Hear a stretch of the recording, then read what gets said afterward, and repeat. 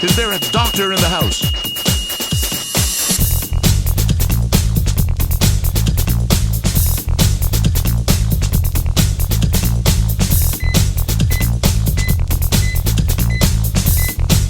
Doctor, you have a visitor in the main lobby.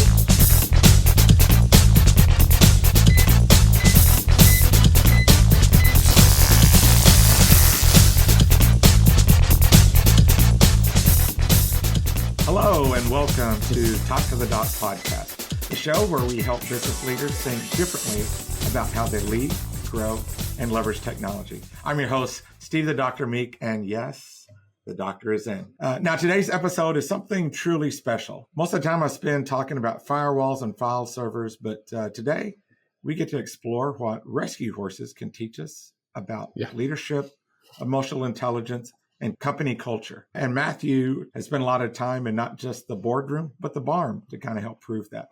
So you better cowboy up and let's go. Welcome, Matthew Hudson. How are you doing today? Yeah, Steve, I like that boardroom to barn. I might have to use that myself sometime. That's a good little play on the B words there. I like that. I'm doing great. Thank you, sir. Yeah, I love to alliterate or use consonants every so often. I read somewhere that when you do that, it makes people believe you, that or rhyme things. So every so often I try to incorporate that into things I say so that it doesn't work on my It worked kids, on me. I'll give you that. It worked on me. Hey, as long as I get one, I feel successful. Well, tell me a little bit about yourself, Matthew.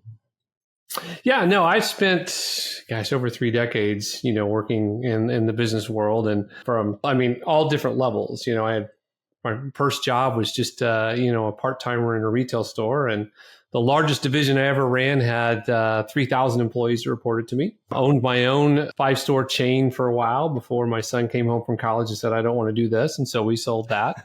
And Britain, through the years, have been really blessed on the journey that God's given me of the different stops that I've gotten to do, the different companies I've gotten to learn from, the different CEOs I've got to sit in their office and just pick their brains, have just really challenged and molded me incredibly well. And so I'm one of those people that's got all these decades of experience and with lots of failures that helped me mold me as well. So you're learning from people and learning from your own mistakes is a big part of it. But yeah, so the interesting thing is about 5 years ago, my wife, during COVID, we would go take these long walks and because I had to get out of the house. Remember, we were all locked up and couldn't go to the office or do anything and see people. So I had to get out. And my wife found this horse, abandoned in the field and convinced me to go knock on the door and get that guy to sell it to her. And that was her first rescue. And she decided that was such an amazing experience for her and the horse that she wanted to do it again.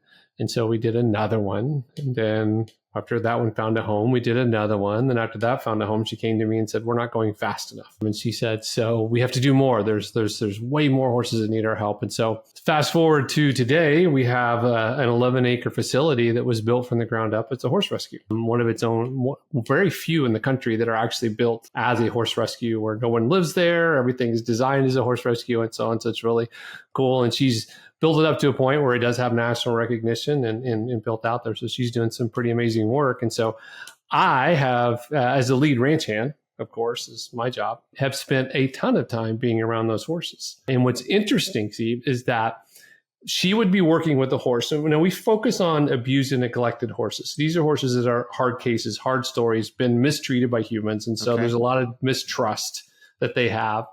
And she would be working with a horse and it wouldn't respond. And she would tell me the story. And I would just be like, oh, well, you should try this.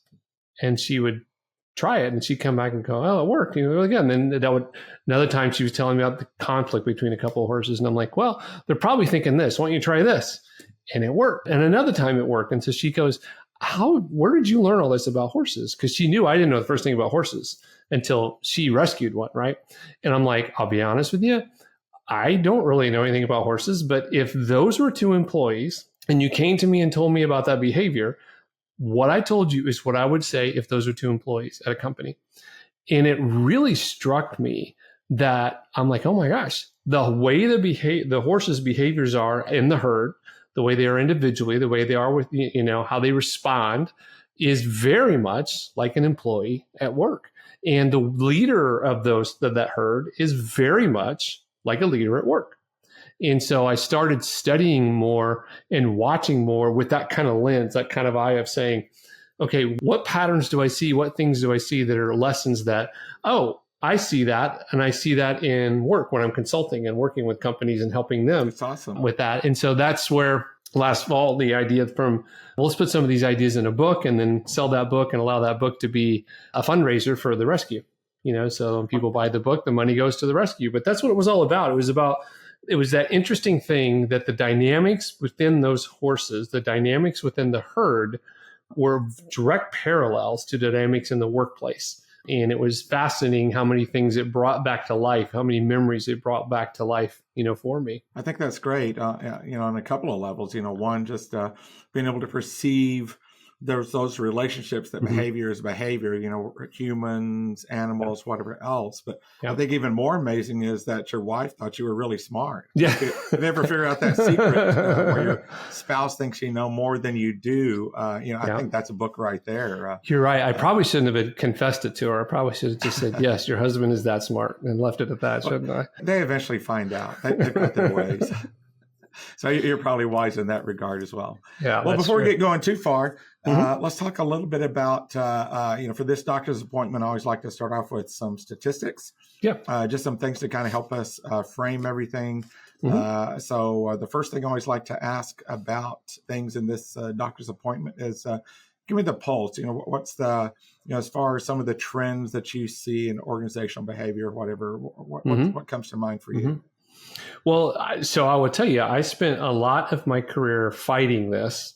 And that is because I'm, my PhD is in organizational behavior, which is the study of corporate culture, and spent a lot of my career fighting that people think that's very soft. That's the soft stuff. That's not real. It's not a real money. It doesn't matter. You can't quantify it. But the recent study that just came out said that 78%, 78% of companies are now saying that the soft skills, in essence, like an emotional intelligence, is more important than technical skills on the job. And so that's like a huge shift that we're seeing out there, is that, and this is really SMB leaders, which is really where I focus, is small to medium businesses. I've done the very large $1 billion businesses, but really where I like is the entrepreneur kind of led. That's the ones I like to work with. And be with, but they're all seeing that, that to say that's a huge statistic. 78% are saying that emotional intelligence now outranks, technical skills. That's a big shift from the way it has been for years. I mean, this is what I've always said. I've always focused on how important that is, but we get the pushback, and now the leaders are saying that. Yeah, I mean, that absolutely resonates with us as well. Yeah. For most of my career, we used to have like lunch and learns, monthly lunch and learns and stuff. We'd bring a vendor in and we'd talk about whatever technical topic it was. Now within our organization, at least once a quarter, we've got some sort of soft skill topic, that we're focusing on. That's really good. Engage with people remotely, talk with people face to face, just even how they submit information in a ticket. All of those things are skills that, reinforce that for us, the client experience, that they go through with us. But, we use it as well for kind of the employee experience too, just how we manage others and those kinds of things. I think a big part of that is the shift in who the workforce is, right? Baby boomers have basically moved out of the workforce. And so this, and it's even beyond millennials. You get down to Gen Z, you get down to these younger kids, they come into the workforce and they're more interested in purpose.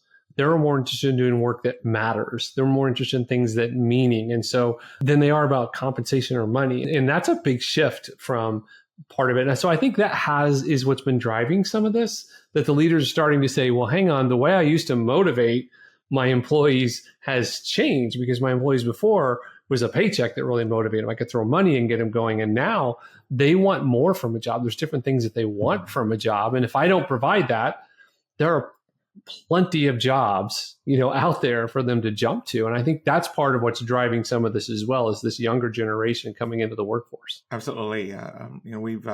We kind of went through internally through the book Drive and kind of referenced some of the stuff about autonomy, mastery, and purpose, and tried to incorporate that into our quarterly planning and all of those kinds of things. But, definitely it's forced me as not an old guy. I'm going to go with crafty veteran. As a Okay. crafty veteran who's got a lot of mileage on me, just kind of trying to change the way that we do things and try to evolve with the times and be able to be a better manager and leader of people who aren't exactly like me. Mm-hmm.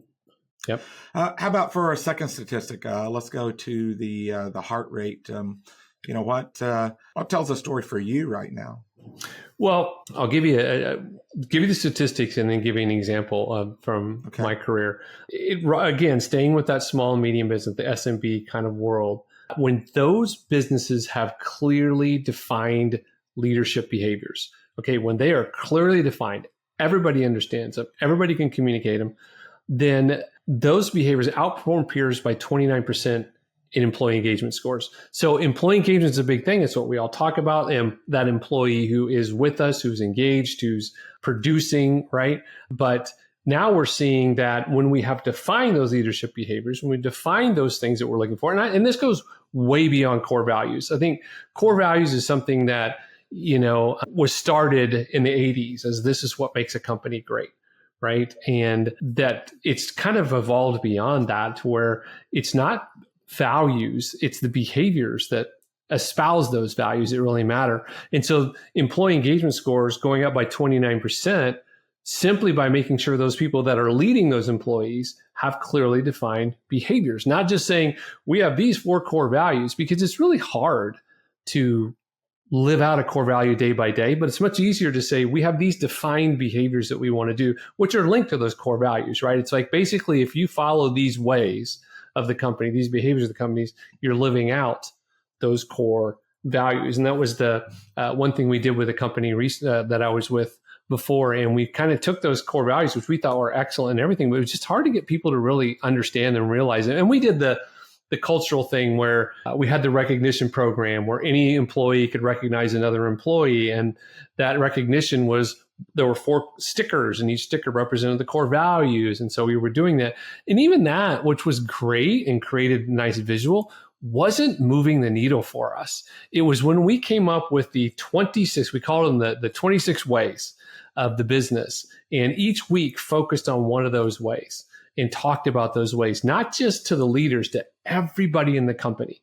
And how we came up with those ways was looking at, well, if integrity is, like a lot of people will talk about integrity first, integrity being one of their core values, well, what does that really look like? What behaviors do I have to espouse and deliver on a daily basis? That if I do that, that's living out integrity. And I think that's the difference. What we did was kind of taking it, that click down, which is the instead of just saying core values, mission statement, I don't think those things are as powerful like they used to be, right? I think it's really getting down into what are the specific leadership behaviors, what are the specific ways we have to behave inside the company in order to raise those employee engagement scores. So for an organization that maybe has their core values and they're looking to embrace this leadership behaviors as you talk about, what's the next step for them?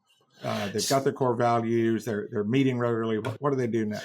Yeah, so a couple of different directions, right? If you were somebody who was implementing, if you were a Gino Wickman fan and you were implementing EOS into your company, they're going to first challenge your core values. Are they even the right core values? Do you want what you want? But if you've really recently gone through that exercise and clearly defined the core values, and then the next thing is what you want to do is put together a tiger team of employees, right? This isn't something you want to do as an executive offsite.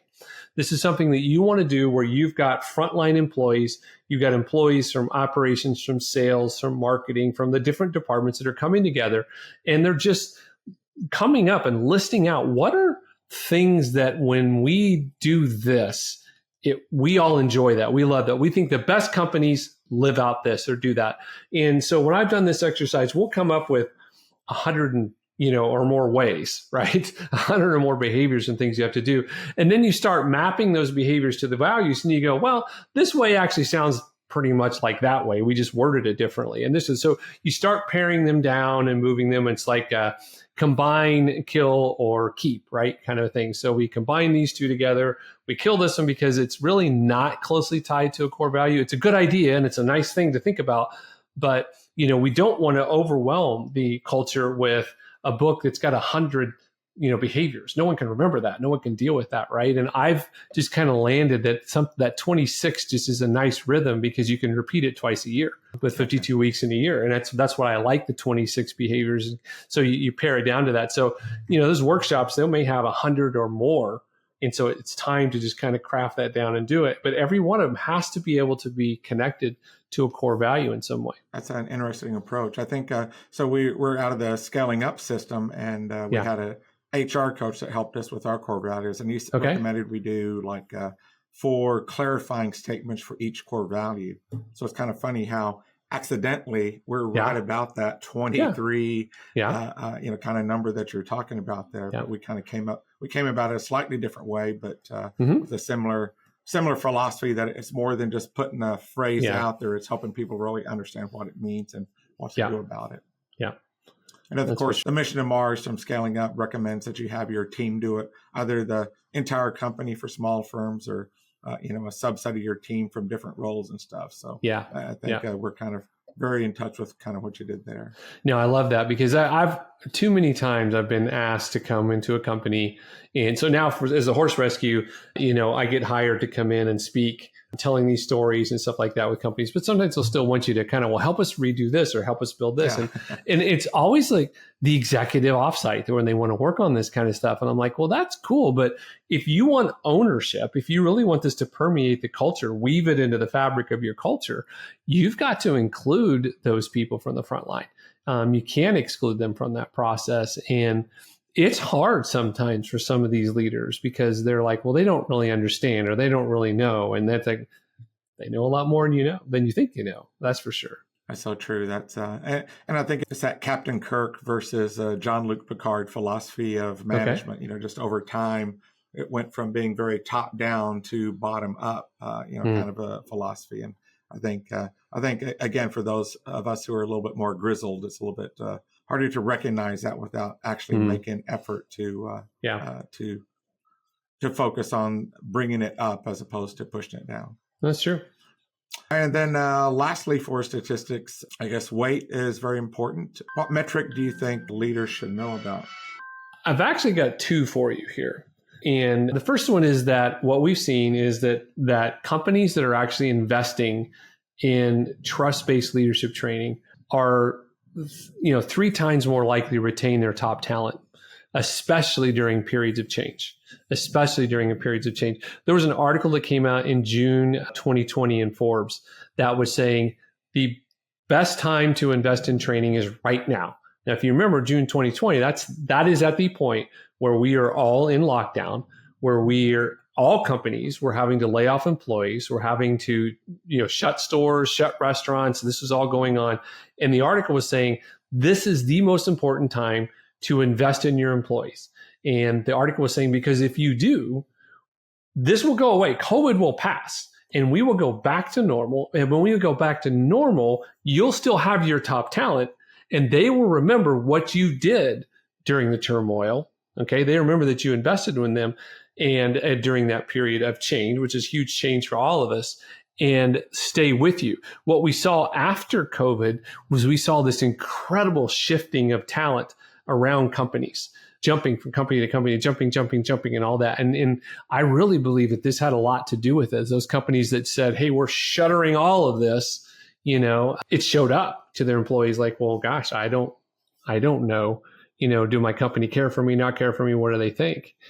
So I think that's a big statistic for you that we can speak to. And the other one I was going to give you is that what's interesting to me is what I've been finding over the last few years is that the most important trait in hiring a new employee is really coachability, which goes back to that training, that development that we're going to do of those people. But if I can train you, I can put you in any kind of training class, what I want. But are you coachable? Are you trainable? Are you even someone who can do that? And so studies show that, they're 3 times more successful. That employee who is truly coachable will accept the feedback, will adapt, will grow, wants to take the training, wants to do something with it, is 3 times more successful in the role than the ones who are not. And I think that that's something that companies just don't even consider in the hiring process. is, am I hiring? They're still looking at technical skills. Remember, we were back at the beginning of the talking about the technical skills, and they're still looking at the resume and going, oh my gosh, this guy's been selling in the business for 20 years. That's exactly what we need. Who cares? How he sold may be completely wrong. The way he sells, the way he does things may be completely wrong for your culture and your business, but that's what we look at. And then we bring him in and we're like, oh gosh, well, he never enters anything in the CRM and he never does that. And we got to teach him to do it. He's not going to change. He's not coachable. You didn't find that part out in the process. So I really have been challenging the executives that I've been coaching and working with to start looking for and adding questions into their interview process that look for coachability inside that employee. That's awesome. Can you give us maybe an example or two of a good coachability question? For sure. So every interview should be very story-based. We're story-formed people, and I think an interview should be story-based instead of factual-based. I think the interviews where people go through the resume, and so tell me about this job, tell me about this job, I don't like that. What I like is when somebody says, hey, tell me about a time that you were in charge of a project and that project, it didn't work. You were late, you were off time, you were off budget, there was a lot of problems. How did you handle that? What did you do as a result of that? What did you do? And what you're looking for is if they have examples of, yeah, this didn't work. And so I did this change, I made this change, I made this change. So if they are expressing to you that I ran into this roadblock, I ran into this issue, I ran into this hurdle, and these are the changes that I worked on, that's what you're looking for. Because what you'll see is a lot of these times employees go, well, it didn't work because this department, because that person, because this thing, right? And you see them deflecting everything away from them. That's not a coachable employee. So if they've got reasons for all the thing, why things went wrong in the past, and those reasons are about everything around them that happened to them, that's not a coachable employee. If the employee goes, yeah, man, I mean, that was tough, that was hard, but this is what I learned from it. I sat down and I realized that I had done this or I had done that, and I went too fast in this, or I didn't pay enough attention to this detail and everything. So I've learned to do this differently. That's what I'm listening for. Gotcha. Now, along with the coachability questions, are there other things that you advise organizations to do to kind of, look for that employee fit? Because it sounds like that's what you're going for is employee fit. No, Steve, I think that's a great question. I think the most important thing is you hire someone who fits your culture. Okay. And what I mean by that is if your core values that you have established and set have to exist inside that employee when you're bringing them in, they are not something you can train. I can't train integrity. I can't train honesty. I can't train compassionate service. All these great core values that you see out there, those exist. They're either in that employee or they're not, right? I can't train that kind of stuff. I can train product knowledge. I can train technical skill. I can train you how to use Google Workspace instead of Microsoft Outlook, right?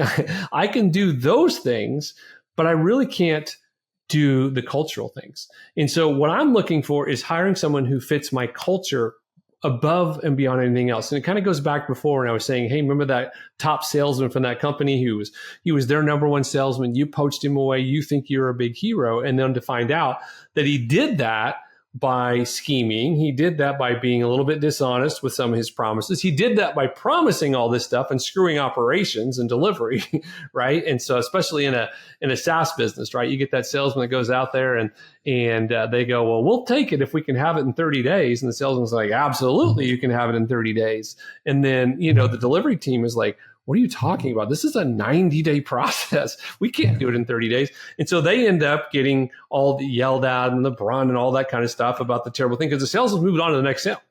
He's moved on. That's the kind of stuff that's cultural that you're looking for because I need to know that. That's not coachable. That person is wired that way. That's who they are. I'm sure there's a company for them and a job for them and they can go there, but that's not my company. If that's my core values and my core values are about people and they're about integrity and they're about these things, then that's what I have to look for because I cannot train core values. I think those are great points. As an SMB owner, I kind of find it hard to shorten the hiring process to a point of where candidates are still available. I hear you promoting are prioritizing resonance over kind of the resume. Yeah. Is there something that you would suggest us reducing the amount of effort on the resume and hiring process, the evaluation, the technical background kinds of things? Are there things you would suggest that maybe we're spending too much time on and we could cut back a little bit? Yeah, it's a great question. I remember, years ago, I went to Disney and got the chance to go behind the scenes and study with Disney. And this is in the early 90s, this is a long time ago. And one of the things that they, of course, they're the best at hiring for cultural fit, right? Sure. And so one of the things that they would do is that they would have the hiring seminar, right? Everybody would show up, they come into this room. And the first thing they did, they didn't hire you, they didn't feel obligation to do anything. They played this 15-minute video. And in the video, it said, you can't wear jewelry, you can't wear makeup, you can't do that, you can't have tattoos, you can't all that kind of stuff. And and it also talked about what a great company this is and what you would be doing and all that kind of thing. And at the end of the video, they said, okay, well, if you're interested in interviewing, please step to the right. And if not, please step to the left. And you would watch the room just kind of divide. And you would see that 2/3 of the people would head to the left because they're like, well, heck, I don't want all that. I want my hair this way. I don't want to do all that. And so they feel themselves out. One of the things that I do and did when I was hiring and still do is that when that person I've done that kind of quick phone screening and I think, okay, they might be a fit. I send them information about the company, cultural information, the ways that I talked about before. Here's our ways, here's our values, here's our things, right? And I invite them, I say, hey, we have a YouTube channel. We have this. I want you, look at all that kind of stuff. And then one of the very first question when we sit down in that interview is, so tell me what you've learned about us and what it is about us that resonates with you and your soul. And the number of times people just basically recite to me a couple of things, which tells me all they did was read my email. They didn't do any research on me. They didn't go read any of the material that I gave them. They didn't go through that. Right away, gone, you're out. Because my culture, you need to be someone who wants to personally develop and grow. And you're showing me right now that's not important to you, right? Because you didn't do any research on me. You didn't choose me. You want me to choose you, and I need you to choose me. And I think culturally, that's the biggest thing that everybody can do is provide information that they find out exactly who you are and what it is, and then it frames your interview. When they say, well, gosh, I was reading through this and it really meant a lot to me because in my last company, they weren't like that. And I really want to work for a company that has this value or has this thing. And so they start talking to those things. That's what you're looking for. But you'll find that the number of people who simply read the tagline in your email signature and that's all they remember is shocking to me when somebody wants to work for you. When you hear people talking about 2%ers, I know that means wealth, but to me, it sounds like 2%ers are the people you're describing, the people actually do some background. I'm on this Tarrant County College Business Advisory Council. And what you just mentioned was one of the question was, what do we need to teach our students so that they're better interns, employees, those kinds of things? Mm-hmm. That was exactly what a couple of people keyed on is that, hey, that's great. If someone's going to work for me, I just want them to know something about me before they ever show up. If they're doing an internship, if they're interviewing, whatever, teach them that they need to invest a little bit of time to learn about the organization that they're soliciting. Yeah, especially in the sales organization, because I don't want my salespeople making a call on a company until they've researched that company. Like I want them to go into that first meeting knowing some details, knowing some things about that, because that's what will spark the conversation. And that's also what will get that prospect to pay attention to what I'm saying, because the prospect is like, oh, you actually do know who we are. You actually do know a little bit about us. And so now the conversation is it's a conversation, right? That's the big difference, Steve. It's a conversation. It's not me and they're pitching my product or me and they're pitching my company. It's an actual dialogue that we get to have because I've done my research on you. So if they're showing me that behavior at this time, I'm like, okay, good. That means when they go sell, that behavior exists. And that's what I need. So that's what I'm trying to do is to connect those. And remember, I gave them the assignment. I gave them the information to read and invited them to do their research before we sat down. So it wasn't like it was a setup or an Easter egg that was hidden. to see if they picked it up, right? To know, it was literally me saying, here's the information. I want you to read through all this. I want you to research us. And I would always tell them, Google us, see how many 5-star reviews we have, or see this, that kind of stuff, or look at what Glassdoor says about us. And you just say, I'd start there. So, okay, what did you learn about us as you did your research? And you could just tell they didn't do any research. And I'm like, okay, you're not the type of person that's going to fit this culture. Well, I'm sure a lot of our listeners are listening to this going, man, I wish I'd have done that. And, maybe I'll start doing that in the future, kind of a thing. Yeah. What can an organization do if they've already got their team together? Maybe they're not hiring right now. Mm-hmm. Is there a way they could coach that of their existing team to have that curious mind? Yeah. What you really need to focus on is not coaching the curious mind. It's identifying the curious mind. So, I'm sure all of your listeners are going to be a good to great, person, like they've read the book and they know that kind of thing. And so they understand, get the right people on the bus, get the wrong people off the bus, right? And then go back to Gino Wickman, get the right people in the right seats, right? And so here's the statistic that I talk about a lot of times, and that's the rule of thirds. So when you're implementing change inside your company and you announce the change, you train, you do everything to roll that out, what you have to know is that a third of the people are going to get on board. They're going to go, okay, this sounds great. I'm going to take that mountain with you. Let's go. Then we'll do it. A third of the people are going to fight it. They don't want to change. They don't like change. And in fact, they've kind of said, you guys change a lot, but you don't really follow through on it. Like 2 months ago, you said we're going to do this, and we don't even do that anymore. And so I'm not even going to waste the time trying to change. And then you've got the third who sits in the middle on the fence going, I'm going to wait and see which third wins. Do we actually become this and I have to go that way? Or do the guys who didn't do it and it goes away, do I go that way? What does that mean? That means 2/3 of your company are working against you at any given time when you're rolling out change and you're implementing change.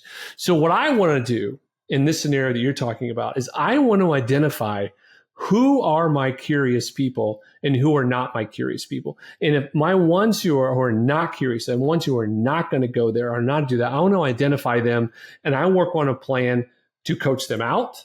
And the ones that I've identified that are, I want to work on a plan to coach them up, right? Because based on the scenario that I gave you, 2/3 of those people should be able to be coached up, right? Only 1/3 probably coached out, but that's the problem. They're 2/3 are working against you at any given time based on how you run the business. And again, I was guilty of that. I'm not picking on anybody without pointing the finger back at me. Every year, my wife and I go to Mexico for a week, and it's just us, no kids, no technology. Everything stays in the States. But I take books with me. And so my employees always knew when I came back, they're like, oh my gosh, Matt's just got back from Mexico. I wonder what big, because those books will get me excited and inspired. And we're going to start doing this. Right. We're going to start having these guys. And if, charged myself. Are you okay? But if you don't follow through and keep up with that, a year later, you're coming back from your trip and you're like, here's what we're going to do. And they're like going, okay, well, maybe we'll do it. I don't know. We'll see. But it was funny one day when someone's like, oh, well, Matt's been, I overheard this. I wasn't supposed to. I was like, well, Matt just got back from Mexico. So you know what that means. He's going to be on one of his big meetings. He's going to be on that. So I heard that in the hallway and I'm like, oh my gosh, am I that bad? And am I really that way? Yeah, I think I heard something to the effect of, I was rolling out a new initiative and stuff. And someone commented, well, I guess you read another book. There you go. There you go. So I guess a little bit of similarities there. Yep. So for organizations, I hear you saying coach them up, coach them out, but how do you help your organization? I guess how do you give them clear direction without kind of being that micromanager or dictator kind of leader that we don't want to be? Yeah, I think that a weakness for companies is we don't establish expectations in the beginning.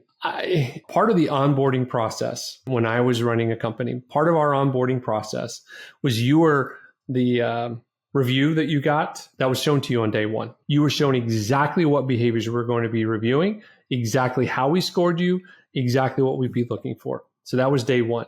Day two, we were giving you your KPIs. We haven't let you go do any work yet. All we've done is we've shown you this is what we're going to be looking for. And so this means you're doing a good job. Okay. And then this is the numbers, the metrics are going to prove that out. And this is what these are your KPIs that we're going to be following, we're going to be monitoring, we're going to be dealing with. They knew that before they were ever turned loose to start working, right? And so there shouldn't be any surprise in any employee when you sit down with them and you're saying, okay, let's look at the numbers. Let's look at the dashboard. What is it telling us, right? There shouldn't be any shock to any of them. But I think a bigger problem is that so many companies, just what they do is they run straight to the training, straight to showing them what to do and send them off doing it.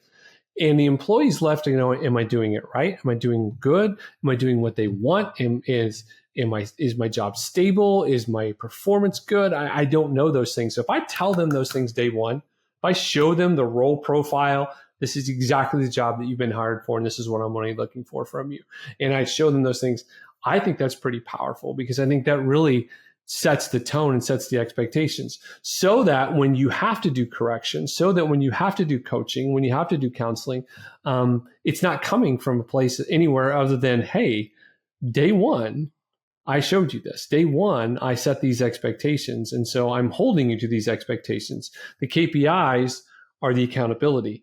The behaviors, those that we talked about before, your ways, your behaviors, how you want to determine it, that are part of your review process, I'm showing you right up front, and then I'm going to hold you accountable to it.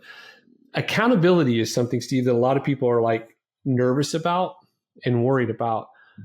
But the most important thing I can do for an employee is to celebrate their performance, to celebrate them. Because when you celebrate me, then I'm like, man, I feel good. I want to work here. I want to be, I'm noticed. I'm there.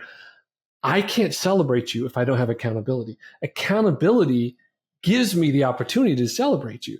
I think a lot of people think that accountability is about me catching you doing things wrong. It's about me holding you in line. I remember when Nordstrom years ago used to rank every employee in the store, and they draw it, that literally would post it on the back room, and there'd be a line drawn on that room. And if your numbers were below that line, you had 30 days to fix it or you were fired.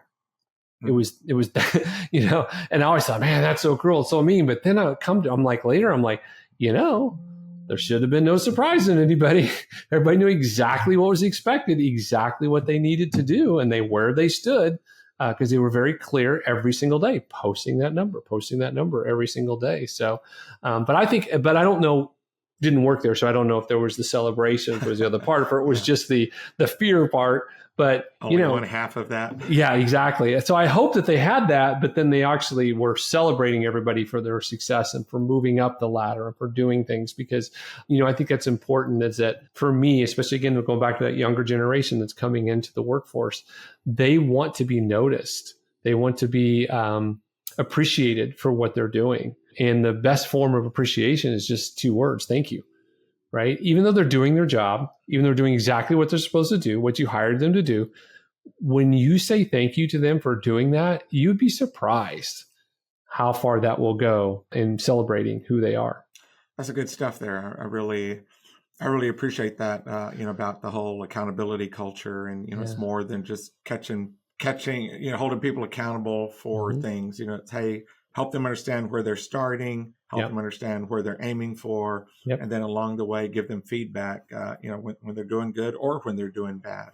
You know, I think that's kind of a real important point that you're making there, that it can't just be one way or the other. You can't just always be good, I would assume, as well as you can't always be bad. That you got to give them feedback on both things. And it's, you know, at that point, it's just fact-based. It's not, my opinion is, it's, you know, you've got your number, you're either above it or below it. Mm-hmm.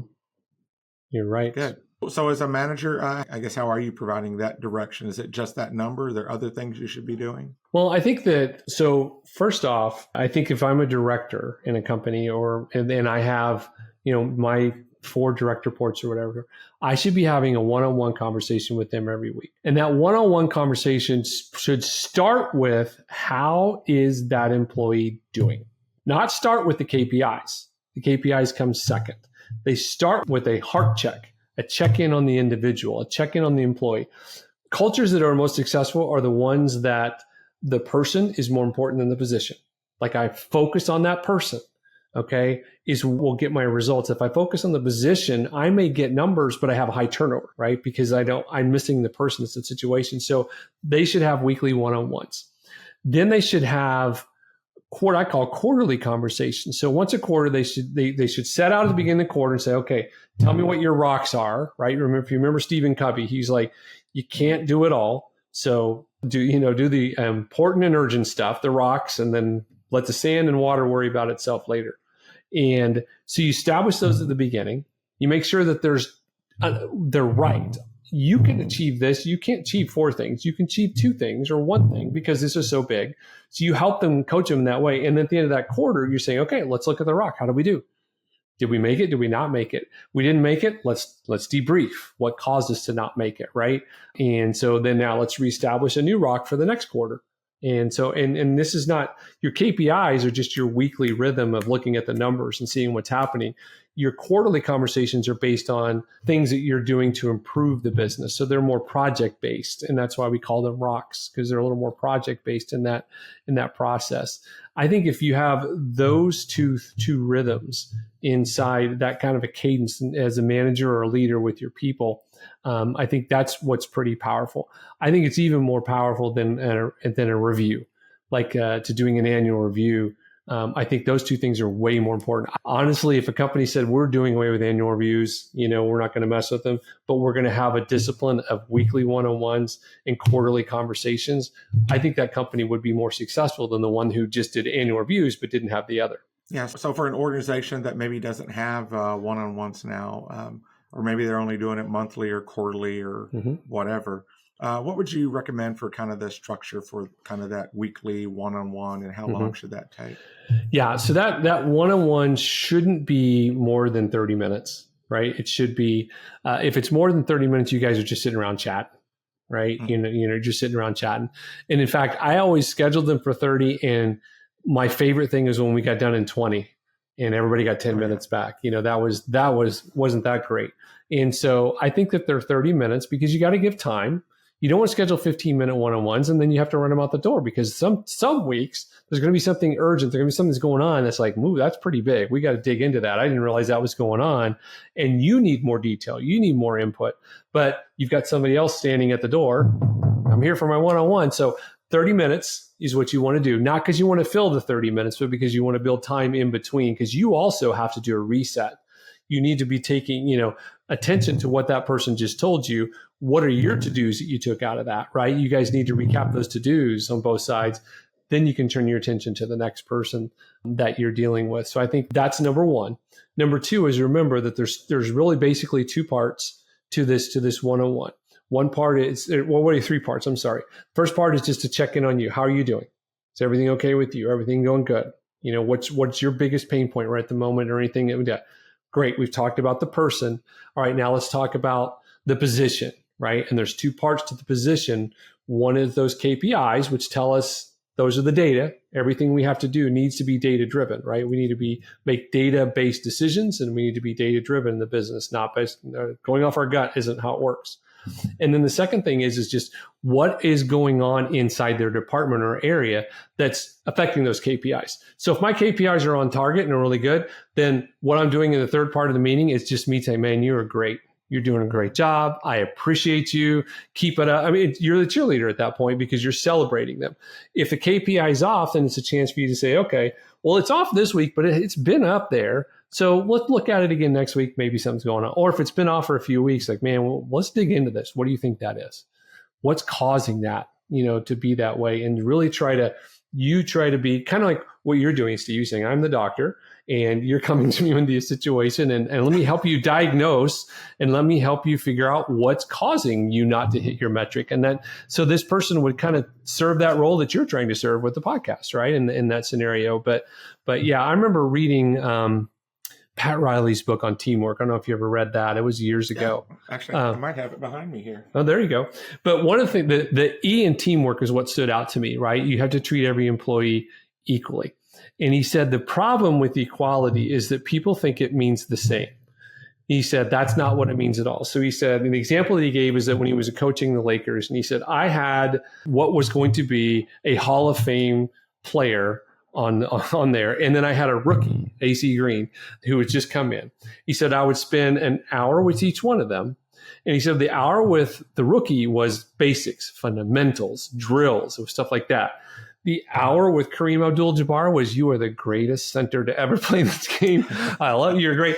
But that was what he meant by equality, is that he was giving equal time to his players, his good players and his players that needed the improvement. And he said, too many people will focus on the needy. And that's what I do. And they just let the person who's doing well, I'll give them attention if something goes wrong, right? So if their performance starts going backwards, that's when I'll do it. And he said, that's the worst time to do it.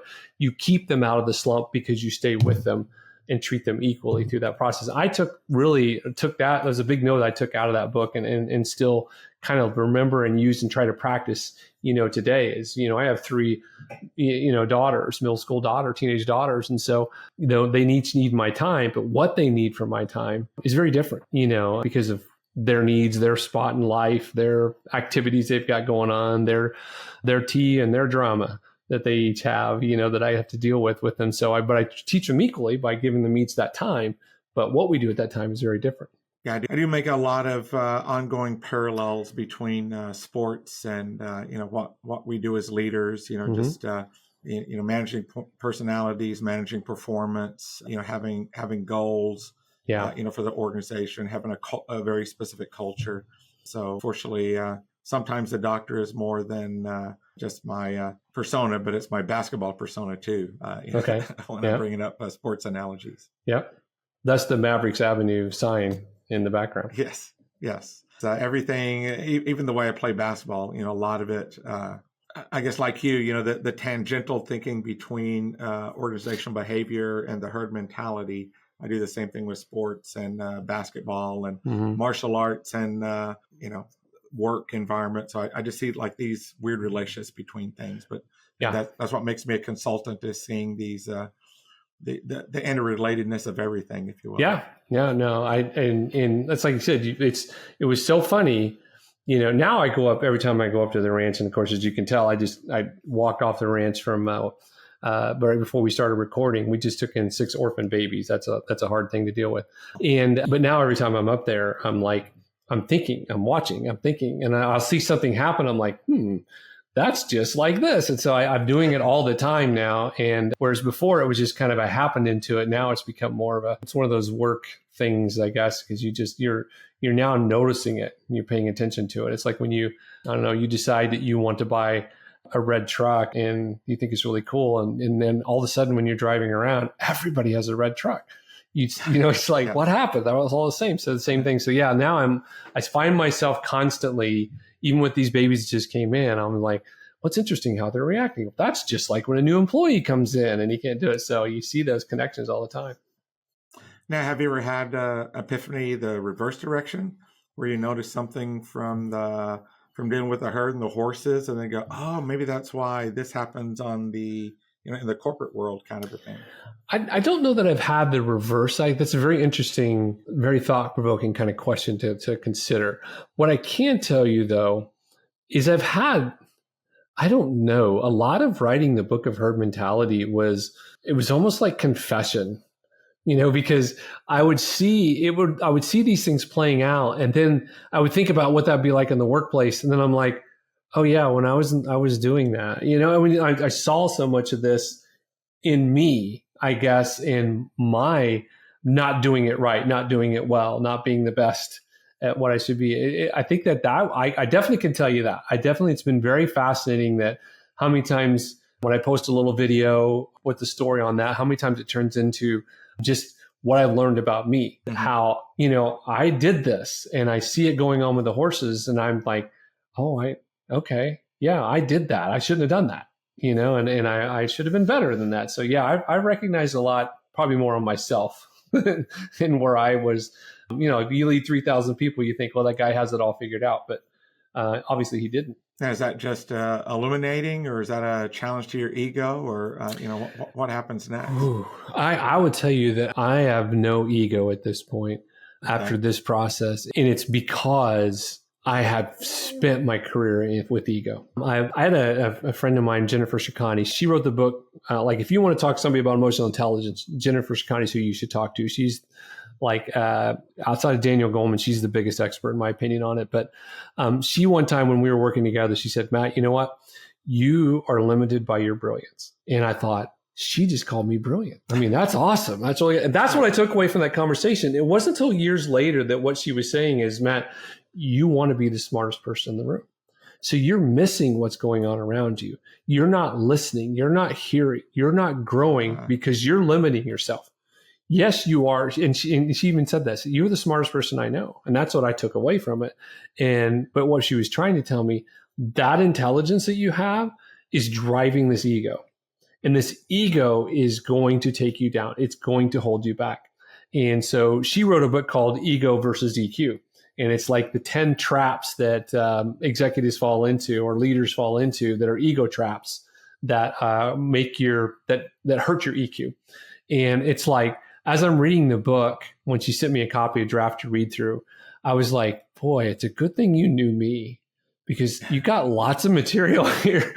She never used my name, but there were times I'm like, yeah, that was probably me. That was probably me did that. So, but no, my gosh, I'm not proud of how many years I've spent in my career of ego. And maybe everybody gets to the old age that I am, that they can now look back and go, okay, I've settled down. I've been humbled in that process. But gosh, most of my career ego was way too much driving, and I know it hurt my success, but what hurts about it is it hurt the people who worked for me, their success, because I was holding them back, or I wasn't giving them the best opportunities, and they weren't being the best versions of themselves. I've had people that I hired and that was their first job and trained them and worked on them, and they're running companies right now. And I'm really proud of that part, but I've got a lot that aren't. And I oftentimes wonder, what did I do? If I had been more of a humble leader, then where would they be in their career? I do think about that sometimes. That's a little bit of the curse of age, is that self-reflection of things. Yeah. Your quote or her quote, I did really like that. It reminds me of the Chinese proverb, be like an empty teacup each day waiting to be filled. I think I picked it up off of Bruce Lee or something, but I really like that. And you're not alone in your self-flagellation journey. I think I read the book. What was that book? Multipliers. Liz Wiseman. And it kind of breaks up. Basically, it has this concept that there's two types of people: multipliers who make people better, and diminishers who kind of work against stuff. And, always trying to be the smartest man in the room. I'm reading the book going, man, I'm so awesome. I can't wait to get through this book. And I read through the list of diminishers. I'm like, oh, wait, I do that. Oh, wait, sometimes. Yeah. And by the time I finished the book, I was kind of like you felt, I think, that it was, oh my goodness, what have I been doing? Could I be better? Yeah. When I'm coaching and somebody goes, what's one piece of advice that you could give me that you think is the most important piece? It's that coachability perspective. Is like, do you ask for feedback, for your employees? Not a 360, not that. But just literally anytime I did my quarterly conversations or annual reviews or anything like that, there was always a section where I would say, okay, what can I do better? I started looking for blind spots. I started looking for things to help me improve and get better. And once you built that trust with those employees, they were happy to share it with you. They would tell you things. And my wife hates this, but that Mexico trip I told you about, there's a dinner on the last night where the dinner is, okay, so what can Matt do better this next year as a husband? Nice. She does not like that comment, but I'm serious about it. I'm like, look, I am looking for feedback. I'm wanting to be coachable. I'm wanting to change.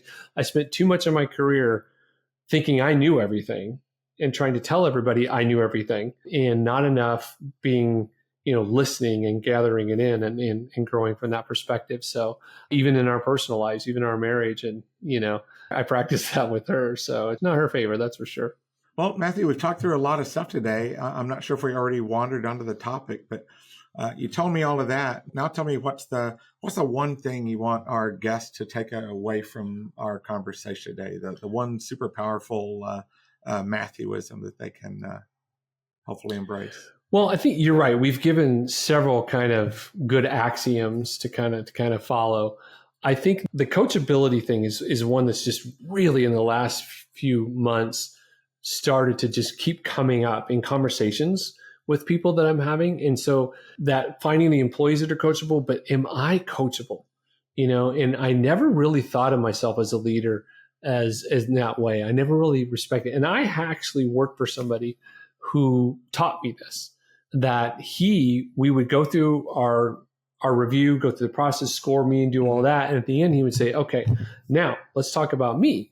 And he say, so what areas can I improve on? How can I do my job better?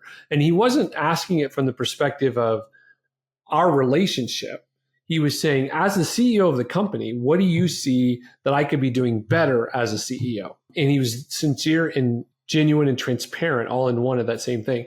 And I think that that's the biggest lesson that I took away from working with him. And it's the biggest thing I've been trying to share with people is that if 78% of companies are saying that emotional intelligence and those things are more important than technical skills, the one thing that's going to unlock my EQ is to take my ego down. And the one thing that's going to take my ego down is to be coachable, to seek feedback from people and not feedback on you personally. It's like, I could be careful because if you go, okay, so what can I do better? Kind of thing. And they're going to go, oh, you're doing great. You're wonderful on that.